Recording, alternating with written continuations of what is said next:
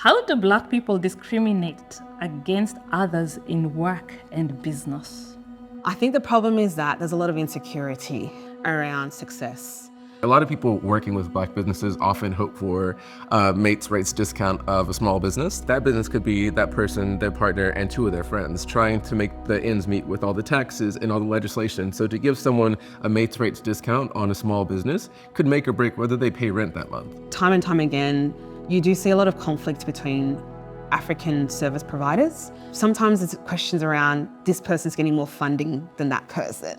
Other times it's about not thinking about the person getting this opportunity because they worked hard to get there. True or false? Institutional racism is a thing of the past. False. It's off. We wish. We wish. Oh, that's absolutely false. With racism and any kind of racism, it's very hard to pinpoint. The definition of racism that gets the most airtime is the verbal abuse, on a bus that's filmed and posted on YouTube, the sort that everyone can say, oh, well, that was very bad, and that person is very bad, and I would never do that. But it's actually our institutions and the inequalities that are entrenched in them which probably does the most damage. The pathways of studies that might not always be that direct, or your previous knowledge is not acknowledged, and so you have to do another course as a pathway into where you want to go. So those are some ways in which racism exists in institutes. Also, it's really important because it's so invisible and it's easy to dismiss. When you entrench an inequality, it then has a huge impact on someone's chance at making, what they want out of their life. Oh no, it is very present. We just don't talk about it.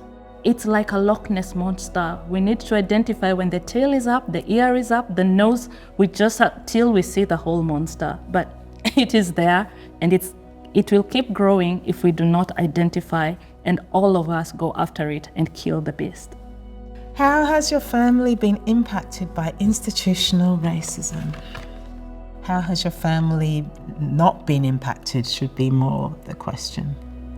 I'm an electrical engineer, and as a woman, and as an African woman, it's almost like that is uncharted territory.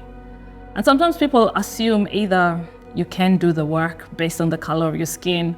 They don't expect you to be as good as your colleagues sometimes. So when you're talking of institutionalized racism, I've always believed that racism can wear a robe, racism can wear a suit, but people don't call it racism because it can be professional.